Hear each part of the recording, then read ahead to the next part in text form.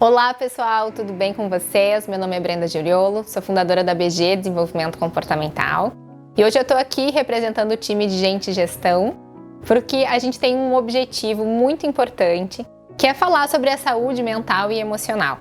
Setembro é o mês de prevenção ao suicídio, diz respeito às campanhas de Setembro Amarelo e a gente está aqui, não é vestido de amarelo, mas é com o coração para poder trazer para vocês informações sobre como que a gente pode prevenir questões relacionadas a transtornos mentais, mas também, que é mais importante, é promover a nossa inteligência emocional, o nosso bem-estar e a nossa felicidade, tanto na vida quanto no trabalho. E aí eu preparei um conteúdo bem interessante para compartilhar com vocês. Espero que vocês vejam esse vídeo até o fim, que vocês façam anotações, que vocês conversem sobre isso, porque é uma pauta que realmente faz muita diferença na nossa vida, tá bom? Bom, para começar, é importante trazer para vocês por que Setembro Amarelo. Aconteceu um acidente e houve um suicídio de um adolescente nos Estados Unidos que comoveu muito a sua família e no momento da celebração funerário ali, todos os amigos vieram com fitinhas amarelas e foi uma repercussão tão grande. E as pessoas não estavam conseguindo perceber o porquê que tinha acontecido aquilo, por que aquele menino tinha tirado a sua vida. E aí começou a haver um movimento muito grande lá nos Estados Unidos e aí repercutiu para o mundo inteiro. Para vocês terem noção, isso começou a ser movimentado no Brasil pela Associação Brasileira de Psiquiatria não faz muito tempo, mas todo o nosso intuito, inclusive a BG, né, enquanto empresa mesmo, a gente trabalha não é falando sobre a questão do suicídio, e sim como que a gente pode promover a saúde física, emocional e mental das pessoas para que a gente nem chegue nessa pauta na vida real, tá? Falando sobre o contexto das empresas, é bem importante que vocês entendam que quando a gente fala sobre inteligência emocional, sobre bem-estar, nós precisamos saber cuidar de nós, em primeira pessoa, em autogestão, mas também existe toda uma preocupação do próprio setor de recursos humanos, que agora se chama Gente e Gestão, para cuidar de vocês. Para a gente falar sobre o que vocês podem fazer, que talvez alguns já façam de uma forma consciente, outros talvez não tenham esse conhecimento, mas é um convite, é um despertar, tá? Saúde emocional ainda é um tabu.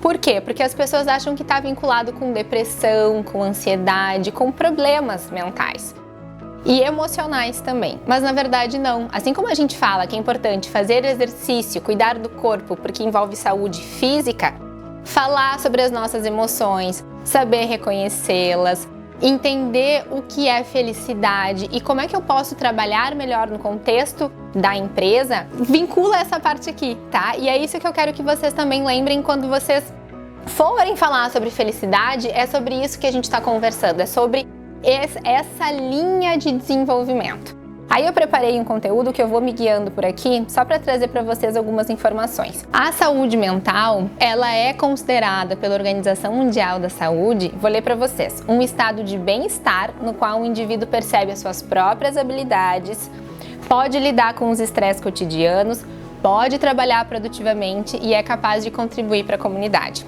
Aqui a gente não está falando que essa pessoa de vez em quando não se estressa, de vez em quando não sente tristeza, porque isso é normal.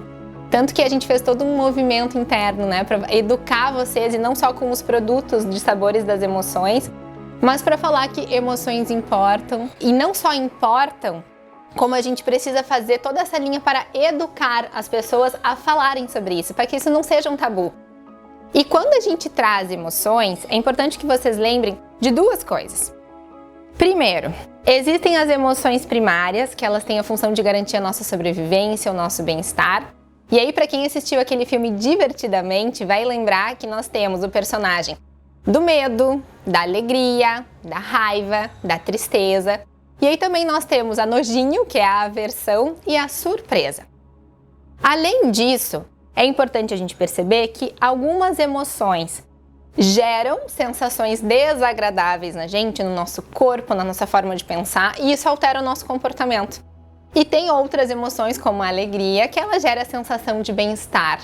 E é isso que a gente precisa saber de uma forma consciente e responsável colocar no nosso dia a dia. Aí eu quero perguntar para vocês, o que vocês gostam de fazer na empresa? O que vocês gostam de fazer fora da empresa? Quais são as atividades que geram sensações agradáveis, que geram felicidade? E quando a gente começa a entender isso, a gente consegue conectar e se responsabilizar por gerar felicidade, ok? E também por cuidar, por influenciar o ambiente ao nosso redor. Existe uma pesquisa que é uma curiosidade interessante. Quem publicou foi a Sonja Lyubomirsky, e ela é uma russa que mora nos Estados Unidos há muito tempo, e ela construiu uma pesquisa sobre os fatores influenciadores da felicidade. E essa pesquisa, ela bombou muito de 2016 até 2019. Depois essa teoria, ela foi revogada, ou seja, elas não conseguiram mais sustentar, mas tem uma informação que permanece verdadeira e útil para o ponto de vista do desenvolvimento das pessoas, que é o quê?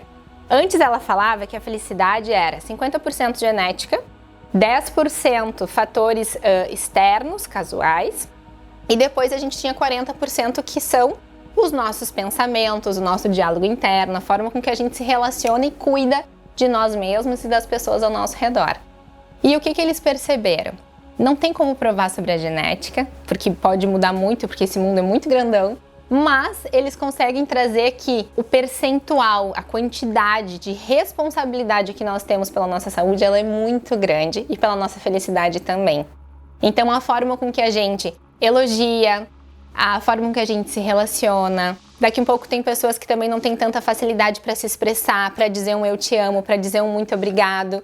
E eu sei que na Bom Princípio vocês têm uma cultura muito carinhosa, muito querida, mas talvez seja mais fácil ser assim no trabalho, porque o ambiente tem essa tendência, do que talvez em casa.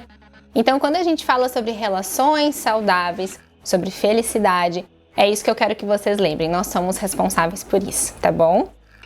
Seguindo aqui, existe um paradoxo muito grande que é: muitas pessoas estão falando sobre felicidade, inclusive no trabalho, e sobre saúde emocional. E ao mesmo tempo, o Brasil é um dos países com pessoas mais ansiosas. A cada 5 pessoas, uma tem burnout ou esgotamento profissional, que para quem não conhece não tem problema nenhum, porque eu vou explicar. Burnout ou burnout é uma síndrome de esgotamento profissional. E ela foi só classificada, gente, pela Organização Mundial da Saúde em 2019. Só que até então, muitas pessoas tiveram afastamento. Inclusive, as pessoas que não conseguem tratar isso geram suicídio, por isso que a gente está falando sobre isso com vocês agora no Setembro Amarelo. E uma coisa que chama a atenção é: a cada 5 brasileiros, um está em burnout ou já viveu burnout. É assustador, mas é uma realidade que muitas pessoas vivem e poucas pessoas falam abertamente sobre isso. E o burnout, ele pode ser sentido, experienciado de diversas formas. Por isso que demorou tanto para as pessoas conseguirem provar, validar de que as pessoas realmente estavam sentindo burnout. Alguns sintomas que é importante que vocês sempre fiquem atentos. O nosso corpo, ele sempre comunica. Então, quando a gente está sentindo uma dor muito profunda, principalmente direcionado a dores de cabeça, dores no estômago, tá? Principalmente a oscilações no sono, na qualidade do sono, são os 3 fatores que mais chamam a atenção. Existe também uma questão que está relacionada com a memória, porque quando a gente está muito estressado, quando a gente está muito esgotado, as conexões sinápticas do nosso cérebro, elas não conseguem funcionar direito. Então é como se eu conversasse com vocês, desligasse a câmera e não lembrasse o que eu falei aqui. Então tem que ter muita atenção, porque às vezes as pessoas estão distraídas e aí talvez não lembram onde eu coloquei a chave do carro ou o que aconteceu.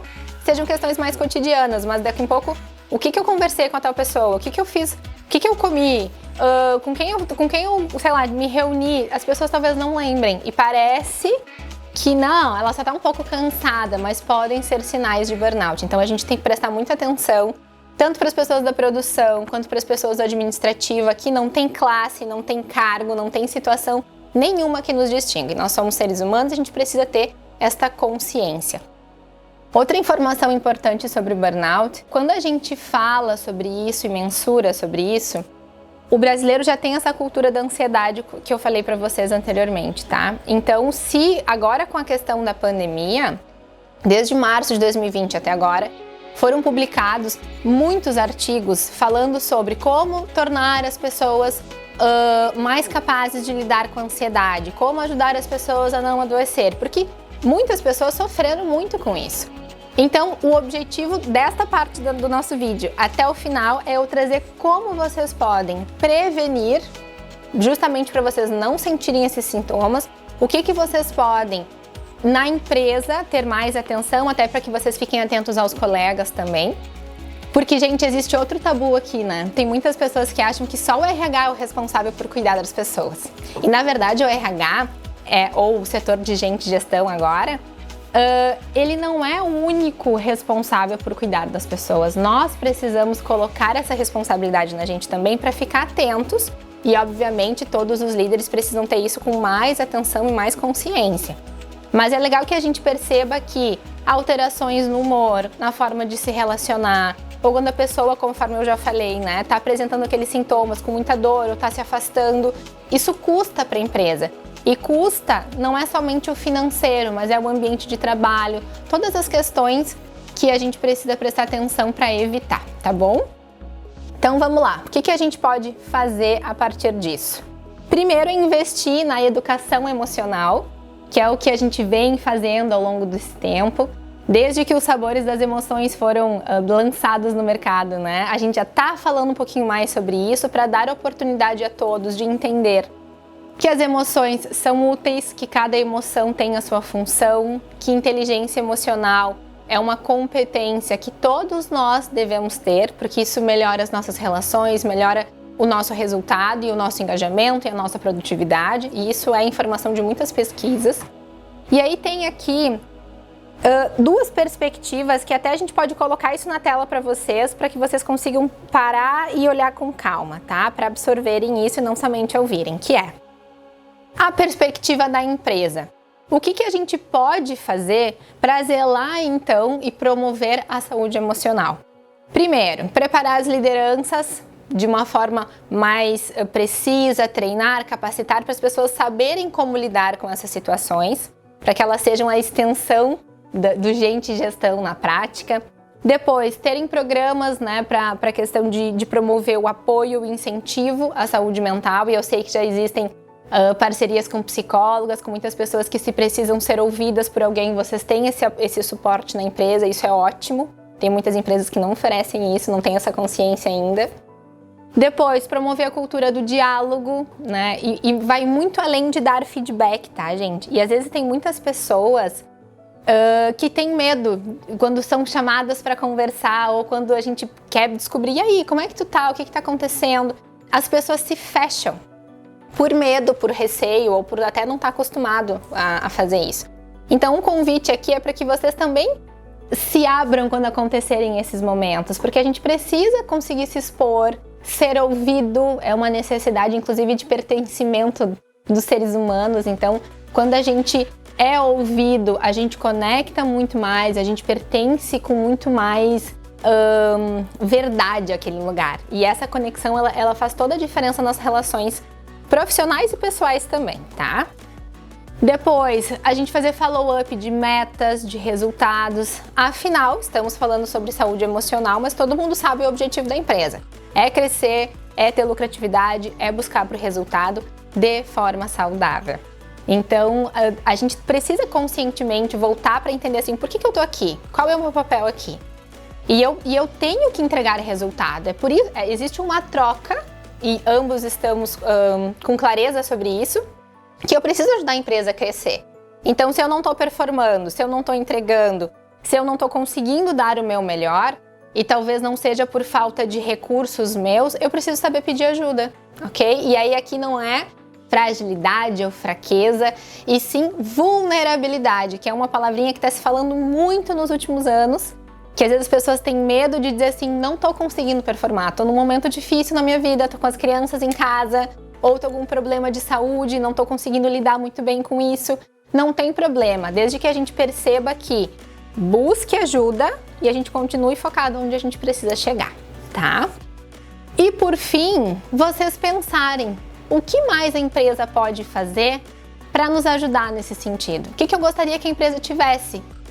E essa é uma pergunta que eu gostaria que vocês refletissem e que através ou de um e-mail, ou de uma conversa, ou de até uma visita presencial ao Gente Gestão, vocês possam entregar essa informação, porque qualquer contribuição nesse sentido vai fazer a gente também olhar com muita atenção para dar essa resposta para vocês, tá? Tudo bem até aqui? Então agora a gente vai para a perspectiva do eu, ou seja, o que eu, enquanto Brenda, como indivíduo, posso fazer para promover a minha saúde emocional também. Então aqui existem pontos que parecem bem simples, bem básicos, mas se a gente conseguir dar um check nisso, a gente já está muito evoluído. Primeiro, regular o sono e a alimentação. Cuidar muito as rotinas de sono, se alimentar de uma forma saudável. Isso influencia muito, inclusive, na concentração, nas nossas entregas, no nosso humor. Afinal, são necessidades básicas que precisam ser atendidas, tá? Depois, praticar exercício físico regularmente. Quantas pessoas são sedentárias, né? O sedentarismo, inclusive, houve uma pesquisa que está muito correlacionada com as pessoas que tiveram Covid. Trouxeram que a maioria das pessoas que adoeceram também apresentavam questões de sedentarismo, né? E a gente não tá falando só sobre Covid, sim. As pessoas que praticam exercício, elas têm autocontrole maior, elas conseguem manter a concentração por mais tempo, elas têm muito mais energia, vigor. Então aqui é um convite para que vocês também possam colocar isso na rotina. A meditação talvez seja uma novidade para alguns de vocês. Tem outra palavrinha também que se fala muito, que é o mindfulness. São práticas milenares, ok? Que vieram agora com uma nova roupagem, mas que todas as pessoas que sofreram burnout, uma das recomendações dos psiquiatras é inclusive praticar a meditação, ou seja, técnicas de respiração para que a gente consiga se acalmar, para que a gente consiga se centrar. Quando a gente está com a mente muito agitada, às vezes nem é o corpo, é a mente que está muito acelerada, que a gente está com falta de concentração. Parar. E aqui não é necessário ser nenhum guru, nenhum monge, fiquem tranquilos. O simples fato de vocês concentrarem a atenção no ar entrando pelo nariz, saindo pela boca, numa série de umas 5 a 10 respirações, já vai ajudar vocês a centrar, a melhorar, para aí seguir nos nossos objetivos, tá? Depois a gente fala sobre desenvolver as habilidades socioemocionais, né? Se informem sobre isso, leiam a questão do autoconhecimento, né? Eu me conhecer, eu saber como eu funciono. Isso também gera muita liberdade e sabedoria ao mesmo tempo, porque a gente consegue ter autonomia para entender o que funciona para mim, o que não funciona, o que dá certo, o que não dá, e construir um melhor ambiente e melhores relações na vida e no trabalho, tá? E por fim, essa é uma técnica muito interessante. Poucas pessoas fazem e quem faz gosta muito. Reuniões com o eu. O quanto você se coloca na sua agenda. O quanto você prioriza para ter um momento para refletir. Como é que você está? Como é que foi a semana? Como é que estão os teus objetivos? O que tu tá sentindo? E aí, gente, existe uma ferramenta que custa muito pouquinho, que qualquer um pode ter acesso, que é papel e caneta. E eu chamo que é o diário emocional. Ou seja, a gente conseguir colocar no papel como eu tô me sentindo, quais são os pensamentos mais recorrentes, tá? E isso não precisa ter muito script, vocês podem começar com perguntas. Como foi o meu dia? Como está a minha família? O que aconteceu no trabalho? Motivos que me deixam feliz para agradecer, que é a dinâmica da gratidão. Questões que estão me preocupando, que talvez eu precise buscar resoluções. Né? Rede de apoio, buscar ajuda. Então, tudo isso são movimentos, são ações que vocês podem fazer para zelar pela saúde de vocês e a saúde das pessoas que estão ao redor. Espero que vocês tenham gostado, espero que vocês consigam colocar em prática. Eu desejo que vocês consigam se conectar muito com as nossas emoções e com as emoções de vocês também, porque de certa forma isso é o que nos torna seres saudáveis. E eu desejo que todo mundo cuide muito de si e da sua vida. Muito obrigada, um beijo grande!